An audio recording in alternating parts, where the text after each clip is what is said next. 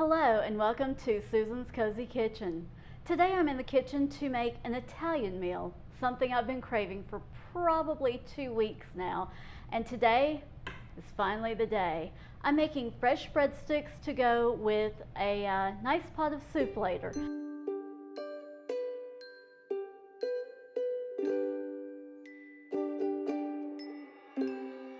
Let's get started with the breadsticks. All right, first thing, a cup of warm water into the bowl of my stand mixer. Okay.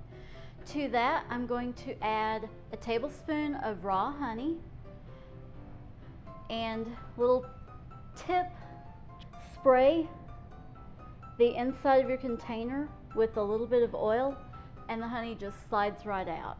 Now I'm going to stir that. Okay. To that, I'm going to add 1½ teaspoons of active dry yeast. Give that a stir. And then I will let this sit for 10 to 15 minutes to proof.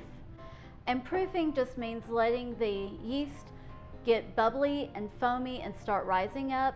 And that's basically how you know that your yeast is active and it's going to make your bread rise.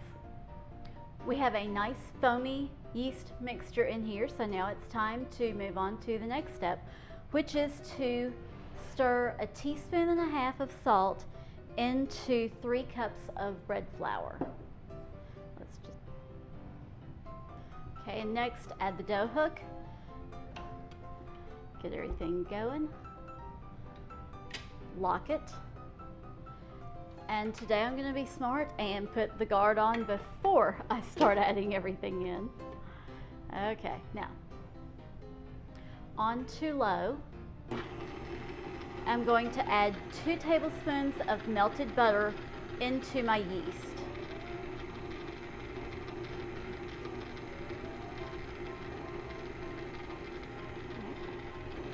All right, now that that's starting to incorporate, I'm just going to start pushing a little bit of bread flour into the bowl of the mixer and letting that incorporate between each addition.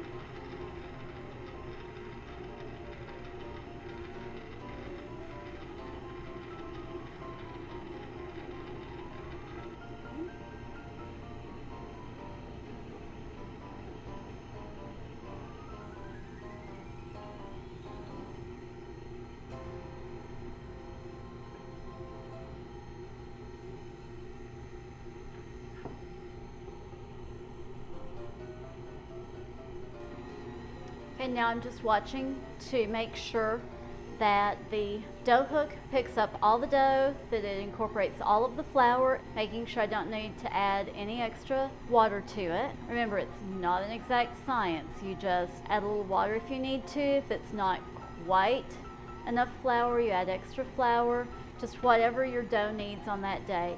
Okay, that's picked up everything. I didn't need to add any extra water today or any extra flour. Now I'm going to turn it up to 4. I'm going to let it knead for about 5 minutes.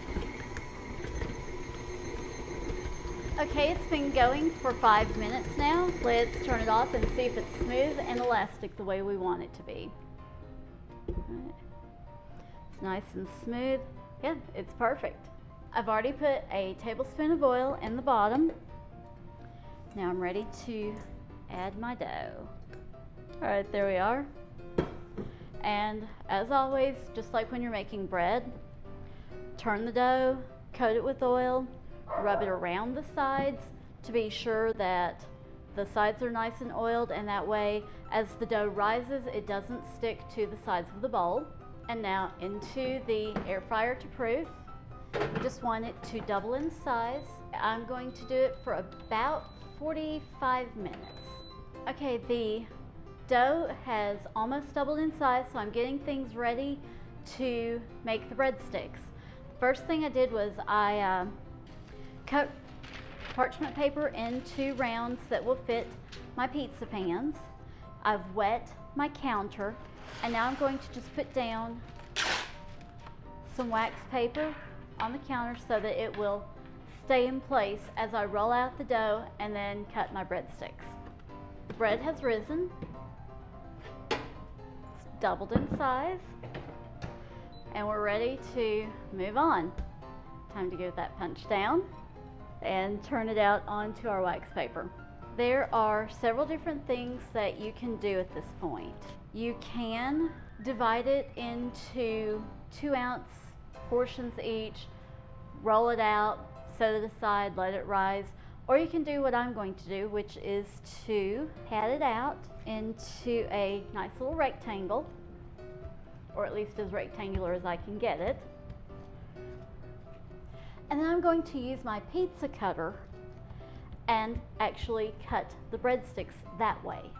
Pizza cutter time. I'm going to cut this down the middle first,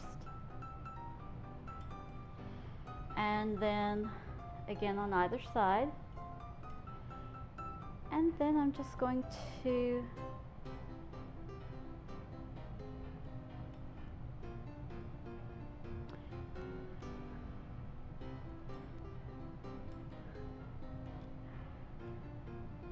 these are long and skinny. I think for these,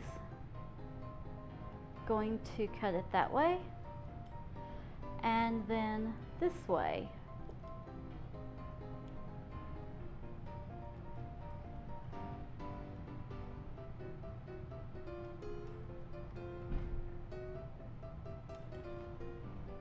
All right, now I'm going to transfer these onto my pizza pans.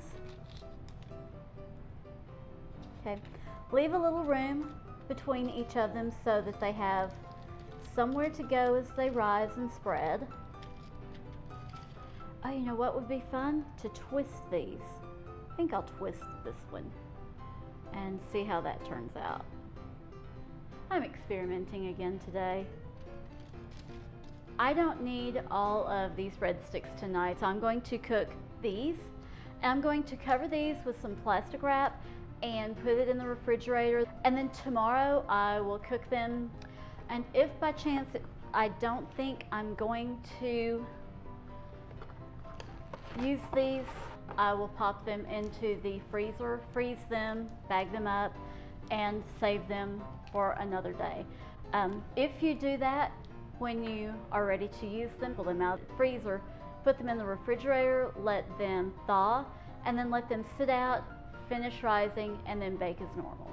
These I'm just going to loosely cover with a piece of plastic wrap, and I'm going to set these aside to rise. Okay, the breadsticks have risen. I'm preheating the air fryer to 375. I melted about a tablespoon of butter. I'm going to paint over them.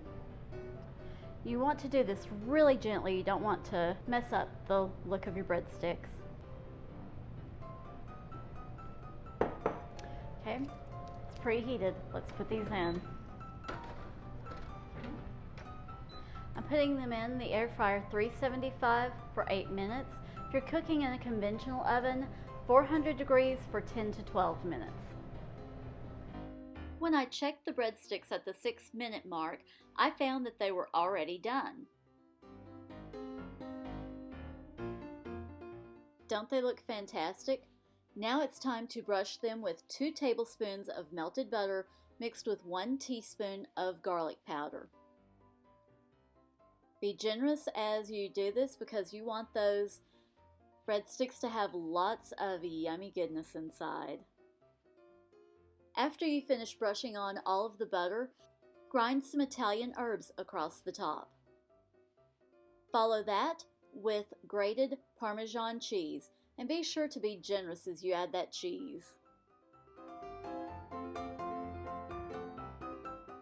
Once you have them all covered, pop them back into the oven for at least a couple of minutes just to give everything a chance to bake into your breadsticks.